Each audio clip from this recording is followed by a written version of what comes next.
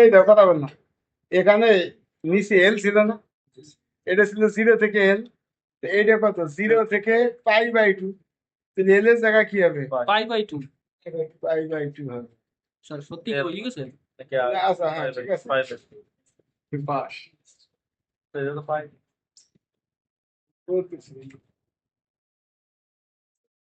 তাই তো বসাইছে পরে যাচ্ছে তো π/2 বসাই না, তো শুধু পাই বসাইছি। ওটা তো সূত্র বসায় তারপরে হচ্ছে না আর না sorry, সীমা দেখে না সীমা হলো আছে 0 থেকে π পর্যন্ত আছে।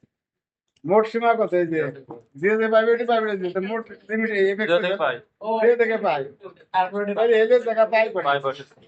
এই জন্য এল এর জায়গা পাই বসাইছে, এল এর জায়গা পাই, এ মোট তো পাই 0 থেকে π/2 থেকে পাই, তার মানে এফ এক্সটা ডিফাইন করা হয়েছে 0 থেকে থেকে পাই পাইয়ের মধ্যে। তাহলে আমরা এখানে এই যে এল এর জায়গায় পাই, এই এল এর জায়গায় পাই এটাই বসাইছি পাই পাই, বুঝছে?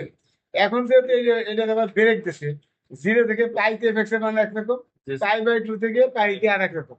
তাহলে 0 থেকে π ভাঙাইছি 0 থেকে π/2, π/2 থেকে পাই, 0 থেকে π/2 তে এফ এক্স এর মান এক্স, এক্স তাহলে এই এফ এক্স এর জায়গায় বসাবো এক্স, আর পরে ব্যবধিতে হলো পাই মাইনাস এক্স। এক্স এর পাই মাইনাস এক্স, এই যে বসাইছি এফ এক্স এর জায়গায় পাই মাইনাস এক্স।